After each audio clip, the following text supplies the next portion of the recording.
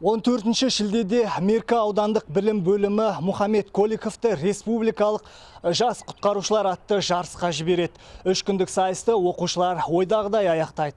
Алайда байқаудың 5-ші күні болғанда барлық оқушылар Бурабайға бой жазуға барады. Сол күні 16 жастағы жамбылдық жеткіншек абайсызда суға батып кетеді. Тұла бойы тұңғышынан айырылған анасының еңірегеннен етегі жасқа толды. Айтуынша Бурабай көліне батып, бақилық болды деген баласы өз ажалымен емес, өзге біреудің кесірінен көз жұмды деп күйінеді. Шындық іздеп шырылдаған шешесі жауаптылар жазасын алсын деп зар жылады. Нұрлан ағай айтты: доверенность, мен бермеймін, айттым, бермеймін.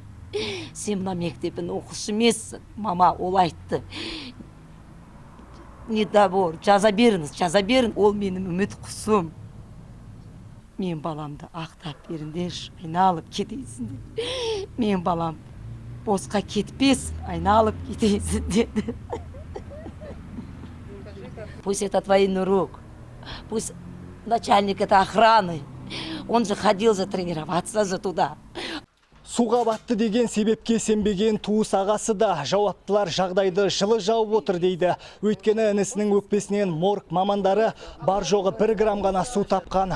Бұдан тұншығу мүмкін емес, кісінің қолынан қаза тапты деп отыр. Ал марқұмның денесіндегі түрлі жарақат күдікті күшейте түскен. Шея сломанная, нос разбитый, ухо разбито, голова разбитая, голову зашили вместе с волосами вместе. Ребра сбоку, ребра сломанные. Если бы он утонул, как 1 грамм в легких оказался. Если он с скалы прыгнул, там не глубоко, говорят. Тут внезапно все, кто с ним поехали, 8 человек с Мерки, 7, он 8 был. Никто ничего не видит, никто ничего не знает. Где был в это время тренер? Мы доверенность написали на поездку в Кокшетау. Почему оказались они в Боровом? Почему они не звонили, не спрашивали у родителей, можно поедем или нет? Потом в телефоне было много фоток и так далее. Телефон открыли, в телефоне все ненужно удалили.